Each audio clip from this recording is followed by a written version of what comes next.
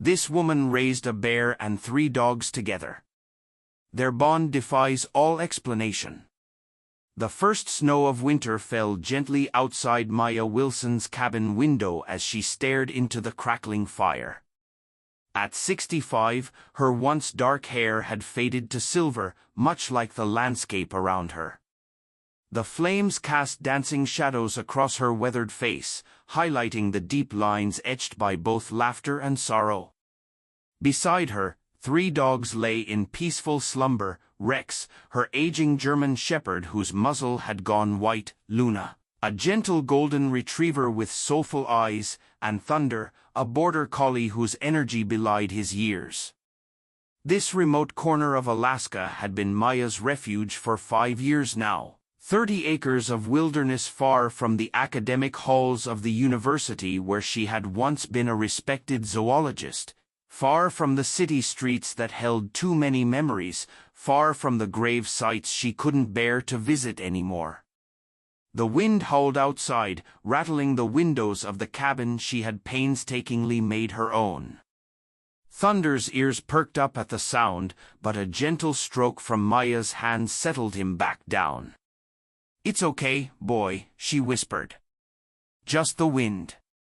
She reached for the framed photograph on the mantelpiece, the only one she had brought with her. Robert's kind eyes stared back at her, his arm wrapped protectively around their daughter, Ellie. The picture had been taken just 2 weeks before the accident that took them both from her: a drunk driver, a rainy night, a call that changed everything. Maya placed the photo face down on her lap. 5 years, and the pain still felt as fresh as yesterday. The academic accolades, the research grants, the respected publications, none of it had mattered in the wake of their deaths.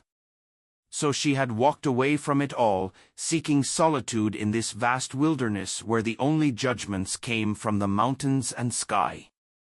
Rex rose stiffly from his place by the fire and padded over, resting his gray muzzle on her knee. His rheumy eyes gazed up at her with unwavering loyalty. "I know, old friend," she said, scratching behind his ears. "We're all getting on, aren't we?" Luna and Thunder soon joined them, forming a protective circle around her chair. These 3 had been her salvation, her reason to continue when all else seemed meaningless. They asked nothing of her except food, shelter, and love, all of which she gave willingly. In return, they provided companionship without questions, comfort without platitudes. Tomorrow she would need to drive into town for supplies. The thought made her stomach tighten with anxiety. 5 years, and she still dreaded those necessary forays into civilization, the pitying looks from townspeople who knew her story, the awkward conversations, the struggle to remember how to engage in social niceties. It exhausted her. But the weather report had warned of heavier snow in the coming days, and her pantry was growing bare.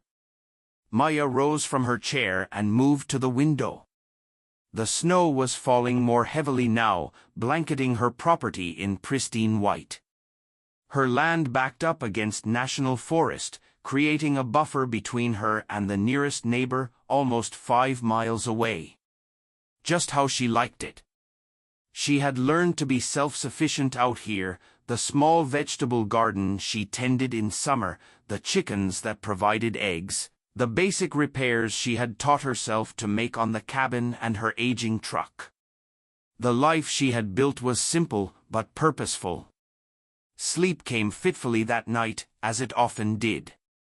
Maya dreamed of Ellie's laughter, of Robert's arms around her, of a life that now seemed to belong to someone else. She woke before dawn, her pillow damp with tears she didn't remember shedding. The drive to town was treacherous.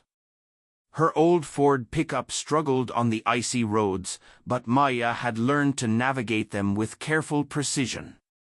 Thunder sat in the passenger seat beside her, his border collie instincts making him the most alert of her 3 companions. Rex and Luna stayed behind at the cabin. Rex's arthritis made travel difficult, and Luna had appointed herself his constant nurse. The general store in Pinehurst was mercifully quiet that morning. Maya gathered her supplies quickly: dog food, canned goods, flour, coffee, the essentials that would see her through another few weeks of isolation. Frank, the store owner, was one of the few people she could tolerate for more than a few minutes. He never pushed for conversation, but offered a warm smile and weather updates. "Heard on the radio there's a dry spell coming," he said as he rang up her purchases. "Makes me nervous this time of year. Forest gets too dry, and one lightning strike is all it takes." Maya nodded. "I've cleared the brush around the cabin. Should have a good fire break if anything happens." "Smart woman," Frank replied. "Though I expect nothing less from Dr. Wilson." She flinched slightly at the title. It had been years since anyone had called her that. "Just Maya now, Frank. You know that." His kind eyes crinkled at the corners. "Old habits. You take care out there, ya hear?" The return journey felt longer, her truck weighed down with supplies. Thunder dozed beside her, his black and white fur stark against the gray upholstery. As she rounded the final bend in the road that led to her property, Maya noticed a strange orange glow on the horizon. Her heart rate quickened. Fire. The smell hit her next, acrid smoke carried on the wind. She pressed the accelerator, her knuckles white on the steering wheel. Thunder was fully alert now, whining anxiously as he picked up on her fear. The wildfire hadn't reached her cabin yet, but it was moving fast, consuming the dried underbrush of the forest behind her property. Maya pulled up to the cabin and leapt from the truck, Thunder at her heels. "Rex." "Luna," she called, flinging open the cabin door. Both dogs met her, Luna barking frantically, Rex moving with determined slowness. Maya grabbed the emergency go-bag she kept packed, a habit from her years of fieldwork that now seemed prescient. She hurriedly attached leashes to all three dogs. "Come on, boys. Luna, girl, we have to go." She could see flames now, advancing through the trees at the edge of her property. The wind was pushing the fire directly toward her cabin. There was no time to save anything else. The photograph of Robert and Ellie, she snatched it from the mantelpiece and stuffed it into her pocket. The drive back toward town was a blur of fear and focus. In her rearview mirror, Maya watched as the fire engulfed the forest behind her property. Tears streamed down her face, but she kept driving, one hand on the wheel, the other reaching to comfort her whimpering dogs. The town's volunteer fire department had established an evacuation center at the local high school. Maya pulled into the parking lot, her mind racing. Would there be anything left when the fire was finally extinguished?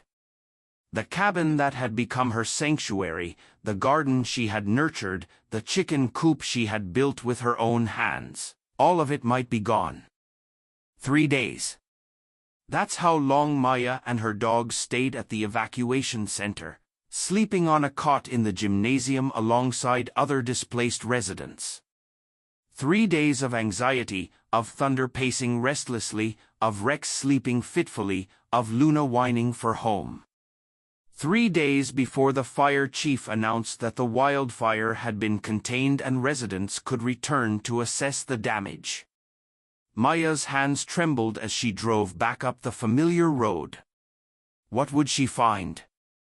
The forest on either side was a blackened wasteland, scorched trees standing like skeletal sentinels against the sky.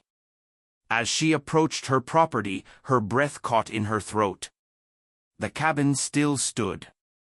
The fire had come within yards of her home, but had somehow been diverted, perhaps by the firebreak she had created, perhaps by a shift in the wind, perhaps by some miracle she couldn't explain. The relief that flooded through her was so intense it left her lightheaded.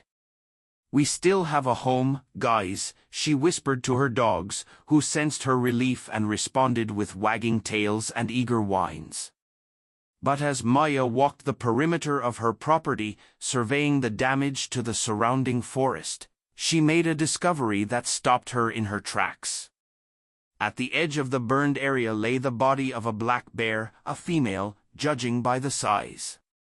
The animal had succumbed to smoke inhalation, its massive form now still and lifeless among the ashes. Maya approached cautiously, her scientific mind automatically cataloging details. The bear appeared to have been heading away from the fire when it was overcome. And then she heard it, a weak, plaintive cry. Curled against the mother bear's body, trembling with hunger and fear, was a tiny black bear cub. Maya froze. The cub couldn't be more than a few weeks old, its eyes barely open, its small body desperately seeking warmth from its dead mother. Every instinct from her years as a zoologist screamed at her to call wildlife services, to let nature take its course, to not interfere. But something else, something deeper and more primal, overrode those instincts.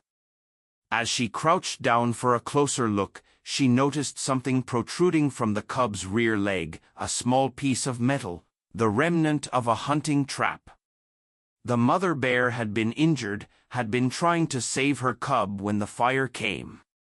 "Oh, you poor things," Maya whispered. The cub mewed again, a sound so pitiful it pierced Maya's carefully constructed emotional armor.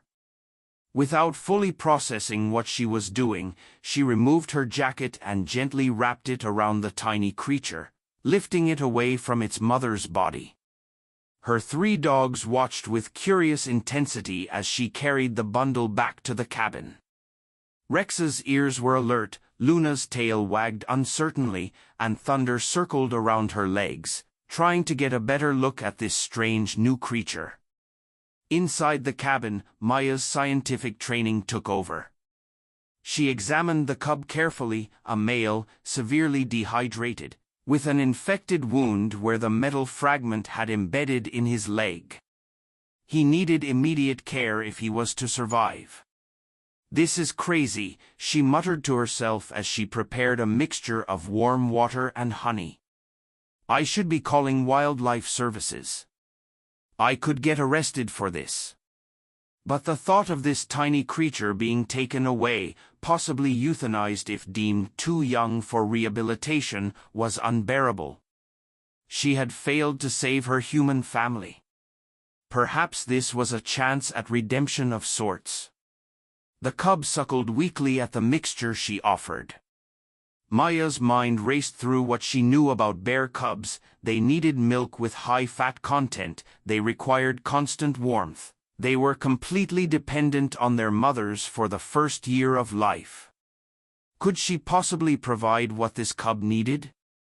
As if sensing her uncertainty, Luna approached cautiously, sniffing at the cub with gentle curiosity.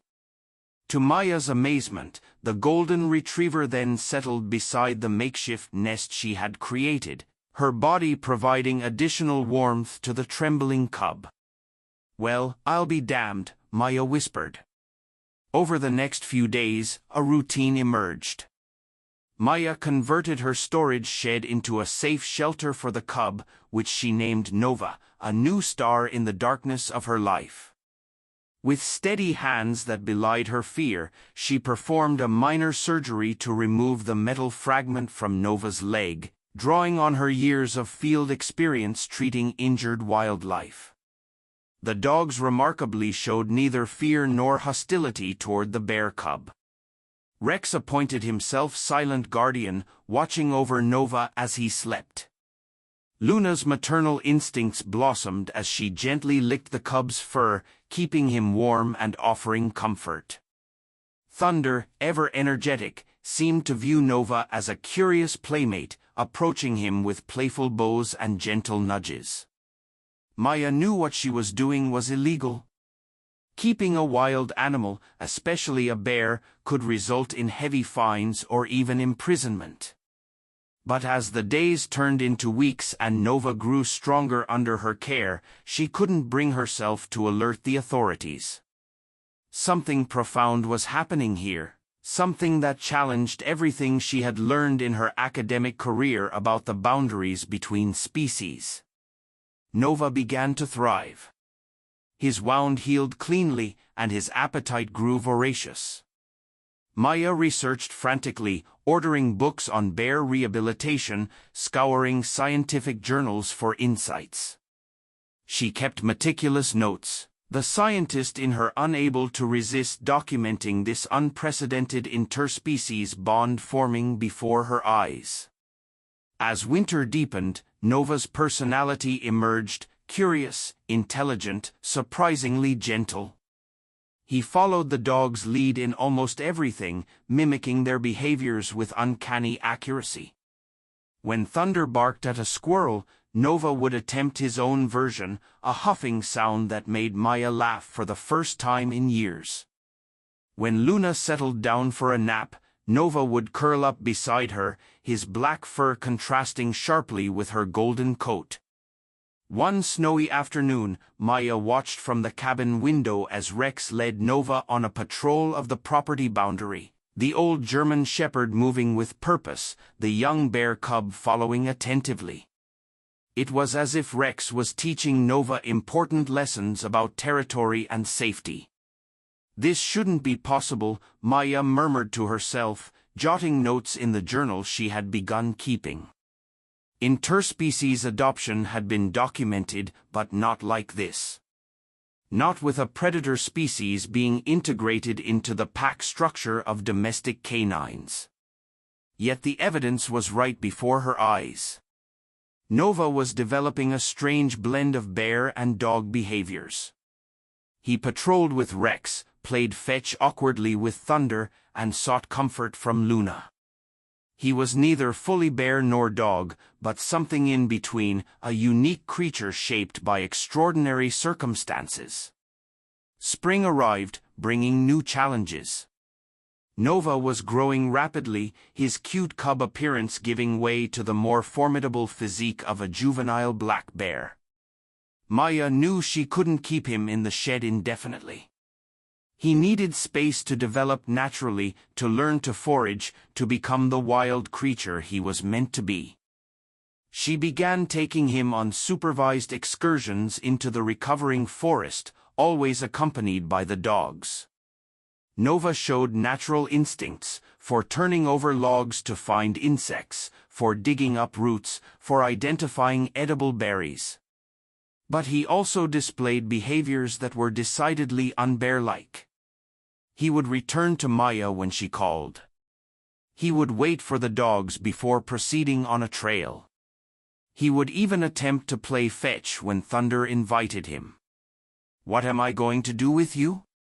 Maya asked one evening as Nova sat beside her on the cabin porch, his growing bulk making the wooden steps creak.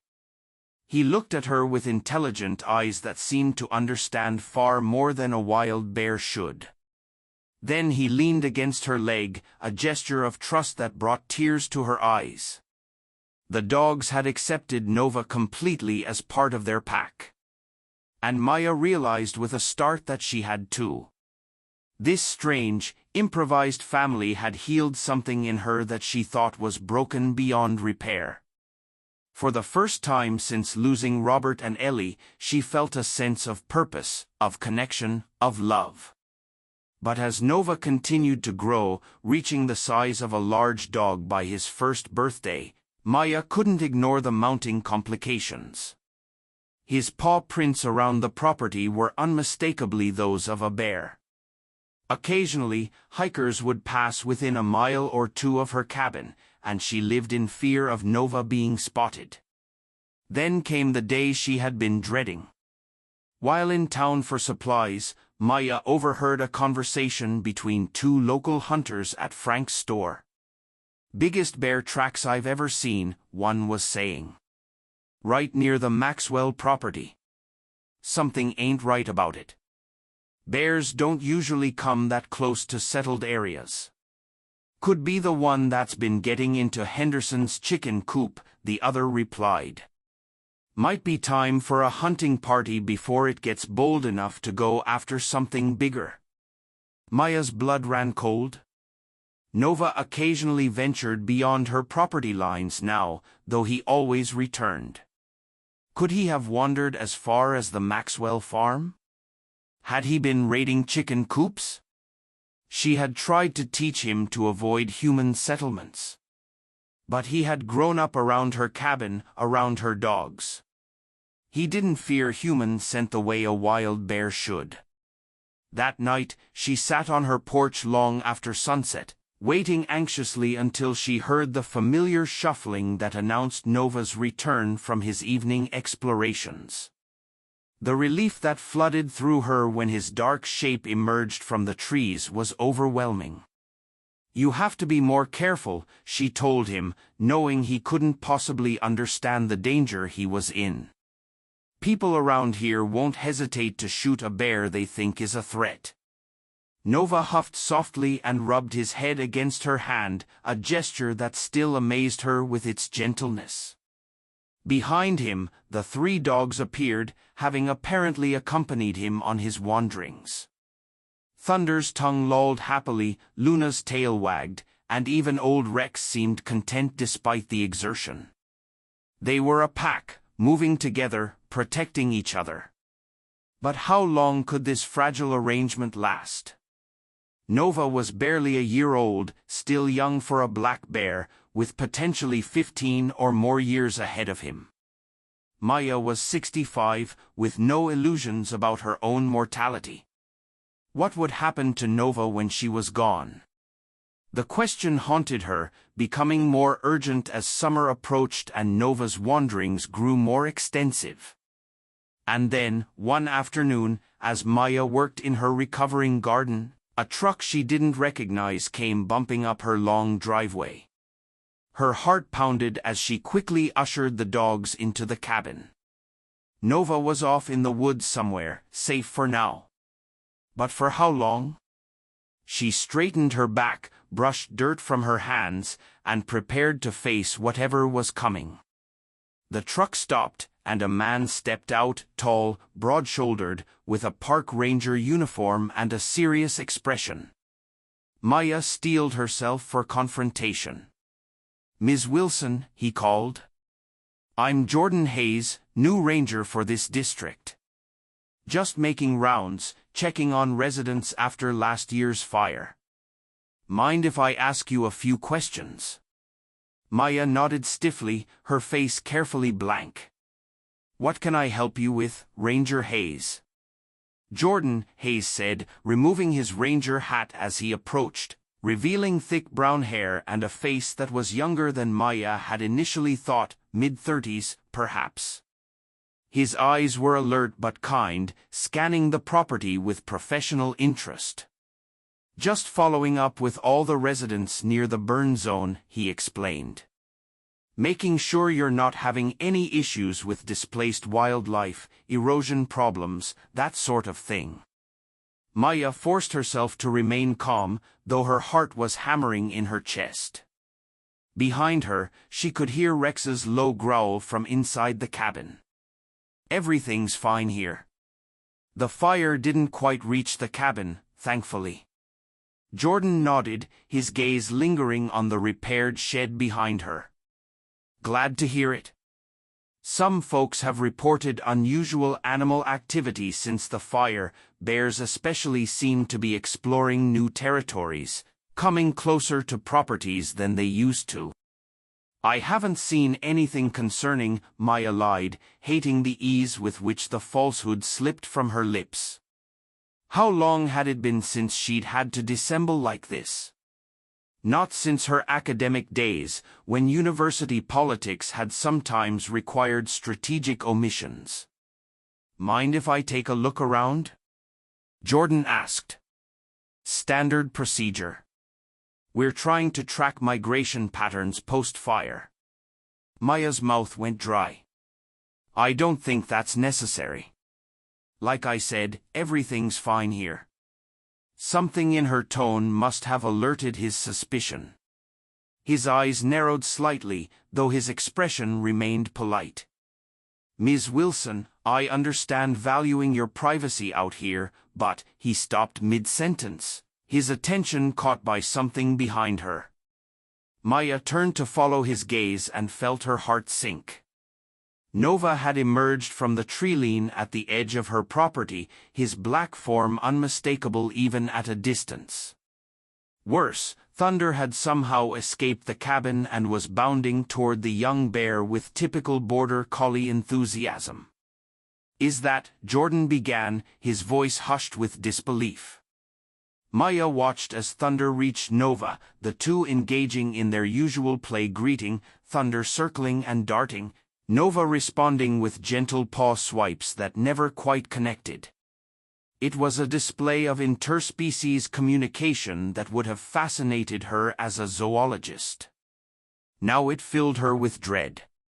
Ms. Wilson, Jordan said slowly, that's a black bear playing with your dog, Maya finished, squaring her shoulders and facing the ranger directly. His name is Nova. I've been rehabilitating him since last year's fire killed his mother. He was just a newborn cub, injured. Wouldn't have survived without intervention. Jordan's expression cycled through shock, disbelief, and something else Maya couldn't quite identify. You know it's illegal to keep a wild bear, especially without proper permits or facilities. I know the law, Ranger Hayes, Maya replied, a flash of her old professional authority returning to her voice. I was a zoologist for 30 years before I moved here. I also know that sometimes doing the right thing doesn't align with doing the legal thing. To her surprise, Jordan didn't immediately threaten her with citations or arrest. Instead, he watched Nova and Thunder with intense focus. I've never seen anything like this, he murmured. Maya felt a faint stirring of hope. No one has. That's why I've been documenting everything. The integration of a bear cub into a canine pack structure is unprecedented in scientific literature. Nova has developed a unique behavioral pattern, part bear, part domestic dog. He's neither fully wild nor tame. Jordan took a few steps closer to where Nova and Thunder were now joined by Luna and Rex, who had found their way out of the cabin. The four animals moved together in perfect harmony, a tableau that defied conventional understanding of predator-prey relationships and species boundaries. This is extraordinary, Jordan admitted. But it doesn't change the fact that keeping him is against regulations. He's a wild animal, Dr. Wilson. Eventually, his natural instincts will assert themselves. He could become dangerous. He's already saved these dogs from a wolf pack last winter, Maya countered. Charged out into a blizzard when he heard them in trouble. Took on 3 wolves by himself and drove them off. Got torn up pretty badly in the process. She pulled back her sleeve, revealing a long scar on her forearm. I got this stitching him up afterward. He never once tried to hurt me, even in pain. Jordan remained silent, watching as Nova gently nudged Rex, helping the aging German shepherd navigate a rough patch of ground. The gesture was so careful, so deliberate, it was impossible to dismiss as anything but genuine care. I need some time to think about this, Jordan finally said. I won't report you today. But I can't promise what happens next. This is complicated. Maya nodded, relief mingling with continued anxiety. Thank you for that much, at least. As Jordan turned to leave, he paused. Your name seemed familiar when I saw it on the residence list. Were you the Dr. Maya Wilson who published the study on social bonding in wolf packs in the Arctic Circle? Surprised, Maya nodded.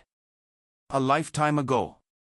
I read your work in my undergraduate studies, Jordan said. It's part of what inspired me to go into conservation biology before I became a ranger. A shadow passed over his face. That, and some personal history with bears that I'd rather not get into right now. After he left, Maya sank onto the porch steps, her legs suddenly weak. Nova approached, sensing her distress, and pressed his large head against her shoulder in a gesture that always reminded her of how Luna comforted her. The parallel wasn't lost on Maya. Nova had learned empathy from the dogs. "What are we going to do now?" she whispered, wrapping her arm around the young bear's thick neck. Jordan returned 3 days later, this time without his official truck or uniform. Maya was in the garden with Nova and the dogs when his personal vehicle pulled up. She straightened slowly, preparing herself for whatever came next. "I've been doing a lot of thinking," Jordan said without preamble as he approached, "and I've made a decision I hope I won't regret." He reached into his jacket and pulled out a worn photograph, handing it to Maya. It showed a young boy, perhaps 12 years old, standing beside a man with a hunting rifle. At their feet lay the body of a black bear, blood pooling on the forest floor. "That's me and my father," Jordan explained, his voice tight. "I was 12 when he took me on my first bear hunt. The bear we killed turned out to be a nursing mother. I found her cubs afterward, hidden in a hollow tree. They died before we could get them to a wildlife center." He swallowed hard. "I've carried that with me my whole life, the knowledge that we orphaned those cubs, that they died because of us." Maya handed the photograph back, understanding dawning. "So you see Nova as a second chance?" Jordan nodded. "Something like that. But it's more than just personal redemption. What you've documented here, it's scientifically significant. It challenges everything we think we know about interspecies relationships and the capacity for adaptation in bears." Hope flickered in Maya's chest. "What are you suggesting?" "I have connections at the University of Alaska's Wildlife Research Department. I think we could make a case for establishing a controlled study environment, something that would allow Nova to remain here under observation, but with proper permits and oversight. It wouldn't be easy, and there would be conditions, but it might be possible." For the first time in years, Maya felt the familiar spark of scientific curiosity reignite. A formal study environment would require detailed documentation, controlled variables, all things she was uniquely qualified to establish. Jordan pointed out, "Your reputation in the scientific community still carries weight, Dr. Wilson, if you're willing to step back into that world, even partially." The thought was daunting. Maya had deliberately cut herself off from her former life, from colleagues who knew about her losses, from the academic world that now seemed shallow compared to the raw, real connections she had formed with her unusual family. "I don't know if I can go back to being that person," she admitted. Jordan's eyes softened. "You don't have to be exactly who you were. But your knowledge, your experience, they could make the difference between Nova being removed from here or being allowed to stay as part of a sanctioned research project." Later that evening, as Maya sat on her porch watching Nova and the dogs in the golden light of sunset, she pulled out her old research journals. The pages were filled with detailed observations, hypotheses, methodical notes, the hallmarks of the scientist she had once been. Could she reclaim enough of that part of herself to save Nova? The next few weeks passed in a blur of activity. Jordan brought colleagues from the university to witness the extraordinary bond between Nova and the dogs. Maya found herself explaining behavioral patterns, demonstrating how Nova had integrated canine social cues into his own communication style. She showed them her meticulous records, weight charts, developmental milestones, behavioral observations. Dr. Eleanor Chen, the head of wildlife biology at the university, was particularly intrigued by Thunder's role in teaching Nova. "It's like watching an interspecies cultural transmission," she remarked as Thunder demonstrated his favorite game, hiding an object and encouraging Nova to find it by scent. "The border collie is actually teaching tracking behaviors to a bear." There were skeptics too, officials from the Department of Fish and Wildlife who saw Nova as a potential danger, local hunters who had heard stories of unusually large bear tracks and blamed missing livestock on this unnatural creature. Throughout it all, Jordan remained Maya's strongest ally, leveraging his position as ranger to buy time, to arrange meetings with the right people, to advocate for a solution that would protect both Nova and the community's concerns. "What you're proposing is essentially a limited wildlife sanctuary," the regional director said during a particularly tense meeting at Maya's cabin, with a single bear as its primary resident. "Not just a sanctuary," Maya corrected, "a research station. What we're witnessing here has implications for wildlife rehabilitation, for understanding interspecies communication, for challenging our assumptions about the rigid boundaries between wild and domesticated animals." In the end, it was Nova himself who made the most compelling argument. During the meeting, a summer thunderstorm broke overhead, sending a deafening crack of thunder that startled everyone. Old Rex, whose hearing had been failing, was caught unawares and stumbled on the porch steps, letting out a pained yelp as his arthritic legs gave way. Before anyone could react, Nova was there, positioning his body beside the fallen dog, allowing Rex to use him as support to regain his footing. The gentleness with which the now substantial bear handled the elderly dog was unmistakable. Not the behavior of a wild predator, but of a family member providing care. "I'll be damned," the director muttered. Autumn painted the forest in brilliant hues of red and gold as the North Star Wildlife Research Station became a reality on Maya's property. A modest grant from the university funded proper facilities, a more appropriate habitat for Nova that still allowed him freedom to interact with the dogs, monitoring equipment to track his movements when he ventured into the forest, educational displays for the limited public tours that were part of the agreement. Jordan officially joined the project as co-director, bringing his conservation biology background and ranger experience to complement Maya's scientific expertise. Together, they navigated the complex bureaucracy of permits, addressed community concerns, and built a program that balanced Nova's welfare with scientific rigor. Nova continued to grow, now nearly the size of a fully mature black bear. His behavior remained a fascinating blend of ursine instinct and learned canine socialization.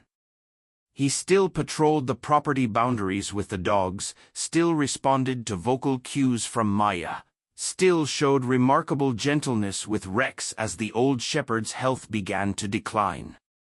But there were changes too. Nova began spending more time in the forest, sometimes disappearing for days before returning to the cabin. Maya knew this was natural, necessary. He was a wild animal at heart, with instincts that called him to explore, to establish his own territory, to live according to his nature. "He's finding his balance," Jordan observed one evening as they watched Nova emerge from the tree line at dusk, thunder racing to greet him, between the world of bears and the world of dogs, between wild and tame. Maya nodded, a bittersweet ache in her chest. "I always knew this day would come, that he would need to find his own way eventually. But he keeps coming back," Jordan pointed out gently.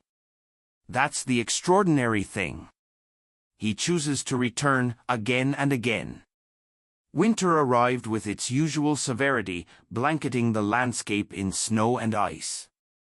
Rex's health took a turn for the worse, his old body finally giving out after 16 loyal years. Maya held him in her arms as he took his final breaths, her tears falling into his graying fur. Nova seemed to understand the loss. He remained close to the cabin for days afterward, as if standing guard over Maya's grief. Luna grew listless without her old friend, and even Thunder's exuberance was dimmed. They were a family in mourning, each in their own way. As spring returned to the land, bringing new growth to the fire-scarred forest, Maya noticed a shift in Nova's patterns. His absences grew longer, sometimes stretching to weeks. When he did return, he seemed different, more muscular, more alert, more bear than dog. "He's found a mate," Jordan confirmed one day, showing Maya footage from one of their trail cameras. The grainy images showed Nova with a female black bear, the two moving together through the recovering forest. "It's what we hoped for, that he would eventually integrate with the wild population." Maya's heart swelled with complicated emotions: pride, loss, joy, sorrow. "Then our work has been successful," she said, her voice steady despite the tears threatening to spill. Summer passed, and Nova's visits became rarer still. The research station continued its work, now focused on the broader ecosystem's recovery from the fire, on the movements of other wildlife in the area, on the delicate balance between human settlements and wild spaces. Maya found herself rediscovering her passion for scientific inquiry, for observation, for understanding the complex web of life around her. Luna passed peacefully in her sleep that autumn, leaving only Thunder. Of Maya's original canine family, the energetic border collie, now showing signs of age himself, seemed to understand that things had changed.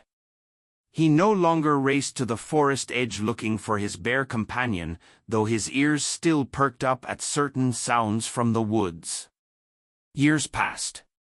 Maya's hair grew whiter, her steps slower.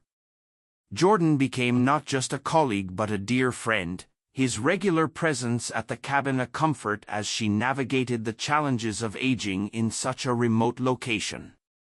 The research station flourished, becoming a model for community-based conservation efforts across the state. And then one crisp spring morning, as the snow began its annual retreat, Maya spotted a familiar form at the forest's edge. Nova, larger now, with a few scars on his muzzle that spoke of the challenges of wild bear life, stood watching the cabin from a respectful distance. Beside him, partially hidden in the underbrush, two small shapes moved, cubs.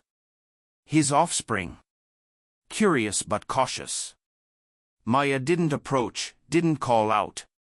She simply stood on her porch, her heart full, as Nova sat on his haunches at the border between forest and clearing. For long moments, they regarded each other across the distance, the woman who had saved him, the bear who had saved her in return. Then, with a soft huff that carried on the breeze, Nova turned and led his cubs back into the forest. It became a yearly ritual. Each spring, as the snow melted, Nova would appear at the forest edge, sometimes alone, sometimes with cubs of varying ages. He never came close anymore, never interacted with Thunder or the new rescue dogs Maya eventually adopted. But he came, as if paying respects, as if honoring a connection that transcended the boundaries between their worlds. Maya marked her 70th birthday quietly, aware of her own mortality in a way that brought clarity rather than fear. The research station was well established now, with Jordan prepared to continue its work when she no longer could. Her scientific legacy had been reclaimed and transformed into something more meaningful than academic accolades, a living testament to the power of connection across seemingly insurmountable divides. Thunder passed that winter, the last link to the beginning of Maya's journey with Nova. She buried him beside Rex and Luna, under the ancient spruce tree that had somehow survived the fire years ago. The following spring, as Maya sat on her porch wrapped in a blanket against the lingering chill, her eyesight now failing with age, she made out the distinctive silhouette at the forest's edge. Nova had returned for his annual visit, this time standing tall and solemn among the trees. Tears streamed down Maya's weathered face as she smiled at the bear who had changed everything. She knew somehow that this would be the last time they would see each other. Her health had been failing, and the doctors in town had given her a prognosis measured in months rather than years. As Nova's form disappeared beyond the canopy, Maya felt a profound sense of peace settle over her. She had found her true family in this remote wilderness, a family bound not by blood, but by something deeper, something that transcended species and biology. A family that had healed her broken heart and given her a second chance at a meaningful life. Jordan found her the next morning, still in her chair on the porch, a serene smile on her face. In her hand was the photograph of Robert and Ellie, and beside it, a well-worn journal filled with observations of an extraordinary bear who had been raised by dogs. The North Star Wildlife Research Station continued its work, becoming Maya's lasting legacy.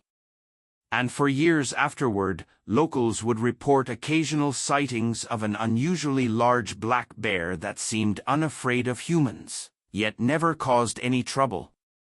Sometimes, they said, the bear would be seen sitting at the edge of the forest near Maya's old cabin, as if standing guard over a memory that only he understood.